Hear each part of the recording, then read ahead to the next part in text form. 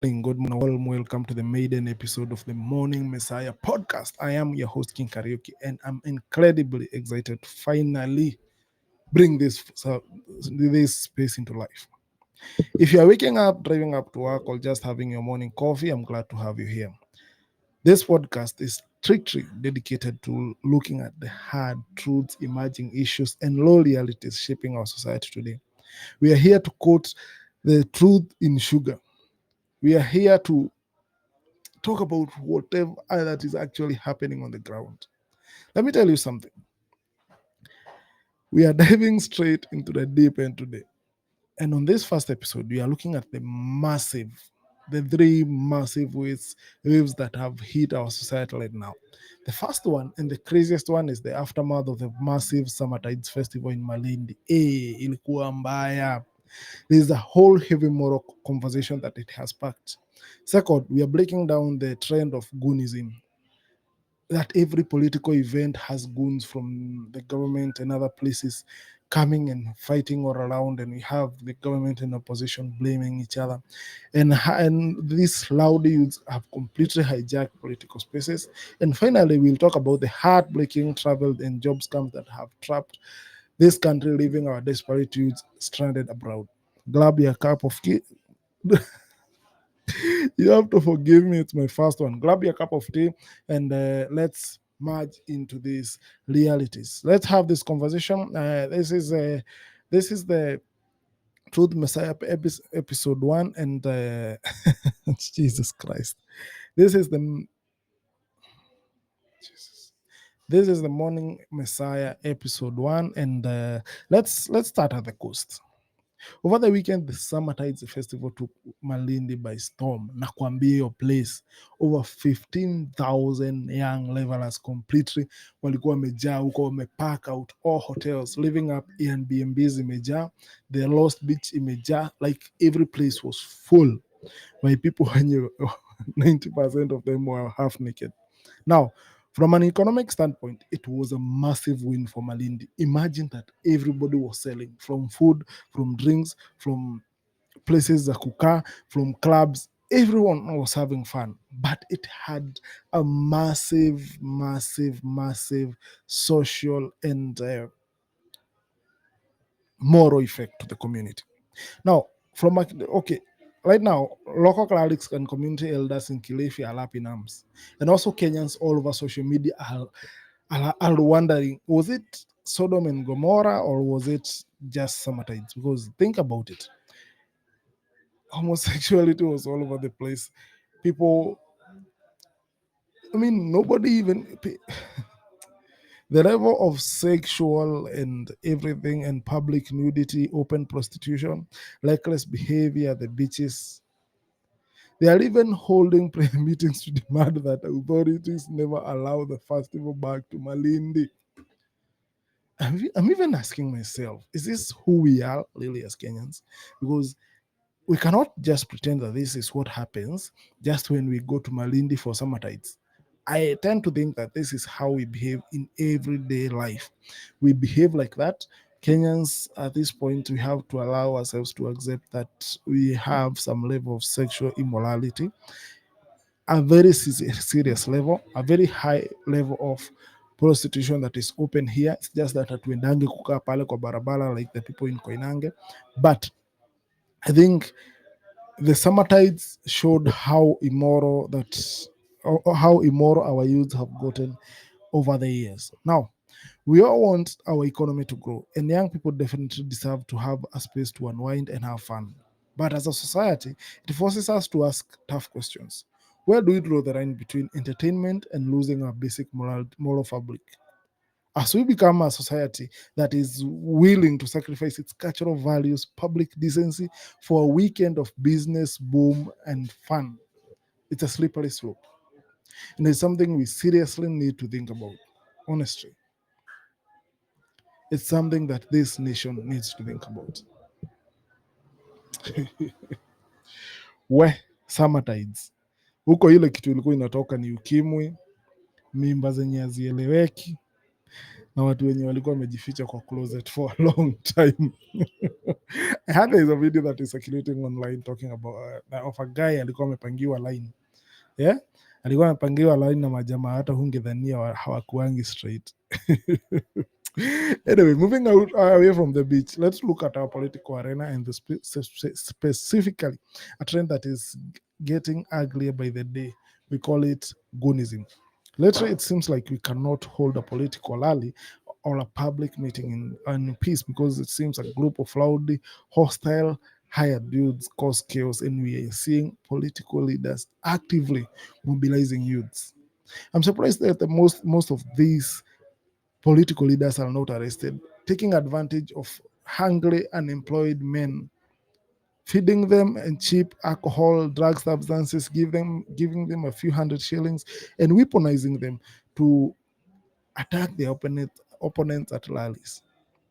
Come on. Weaponizing them to shout down live speakers, intimidate ordinary citizens. Ati mtu hawezi kubali kwenda political rally asiende kuvunjiwa miguu huko. This is too much. And one thing, yes, that is just there to prove that these people should not be trusted. I mean, wanawapea pesa, mnaenda mnapiga wenzenu, mnaharibu nchi yenu, mnatengeneza tradition of goonism, alafu mmoja wenu akienda kusijui kufanya nini na yeye anapigwa risasi. Is it leadership or is it cowardice?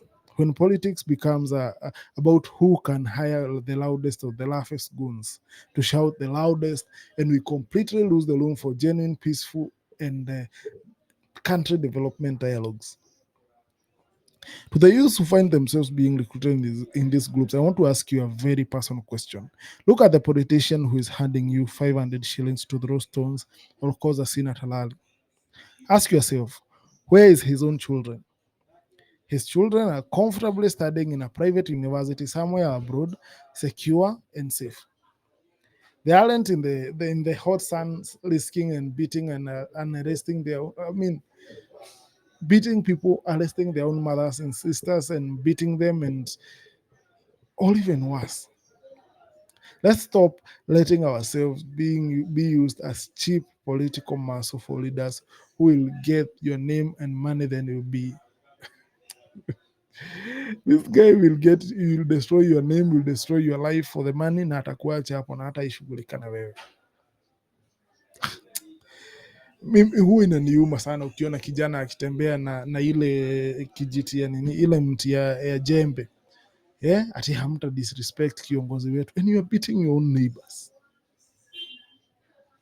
You are demanding freedom of speech, freedom of association that was fought for by your forefathers, and you are here cooperating with other people to destroy it. I will not talk to the leaders because they don't seem that they can change. They have never changed. I'm talking to you as a Kenyan, as a person who is listening to this podcast. What is wrong with you? Is this the country you want to leave your sons? Just like our fathers fought for a country that they want to leave us. Is this the country you want to leave our sons? Anyway, our final topic today is that it touches on a very deep and painful point: the desperate search for greener pastures by Kenyans abroad. This especially touches me to an extent because I assist people get Kenyan passports. From where I am, the level of the unemployment and too many young people looking for a way out of poverty and a difficult life has given rogue agencies and fake recruiters a very, very, very, very big multi-million-dollar shilling gold mine. Just this past week, a major red alert came from our embassy in Jakarta, Indonesia. Indonesian authorities have been cracking down on illegal online cybercrime syndicate that have detained several Kenyan nationals in bail who are awaiting deportation. And just the other day, from Gulf and some other countries, there are people who are being said that walipelekwa huko, na wakifika huko, they realize that most of them didn't have jobs that walikuwa wanaenda kufanya, na huyu mtu ashachota zake. Wengine wanapata mshaenda huko, msha settle down, umefikiria mambo imekuwa sawa, and then unaenda mnapata we ati ni organ trafficking. I don't know. I don't know what is happening to this country. And what is happening is heartbreaking. These fake recruitment agencies place slick ads on TikTok and Instagram promising lucrative hospitality jobs or IT roles in beautiful places like Bali, India, and they charge families hundreds of thousands of shillings in processing fees. And these desperate families will even sell land or take massive loans to give their children a chance. But the moment these people land, their passports are confiscated and they are forced to work in illegal cyber crimes and other jobs that are in a very, very, very terrible conditions. If they try to escape, they get locked up, stranded, arrested, and sometimes some of them don't even get away back home. If you're listening to me today and you're planning to travel abroad for work, please hear me clearly. Verify before you pay a single cent. The government has official platforms through the National Employment Authority where you can type in the name of the agency, check if they have a valid legal license to operate. Do not rely by the word of the mouth of the flashy social media posts. Protect your hard-earned money and your life. And this brings us to the end of the first episode of the Morning Messiah podcast. We have looked at the wild waves of Malindi, the toxic political goonism, and the dangerous trap waiting for job seekers abroad. These are conversations that we must keep having if we want to build a better and more aware society. Thank you so much for leading me with me in episode 1. This is an audio podcast, and we will be dropping episodes regularly across our favorite audio podcasting platforms. Make sure you hit a follow or subscribe button right now to never miss an episode. Until tomorrow, stay safe, stay sharp, and keep your eyes open. This is the Morning Messiah by King Karaoke, signing out. Adios.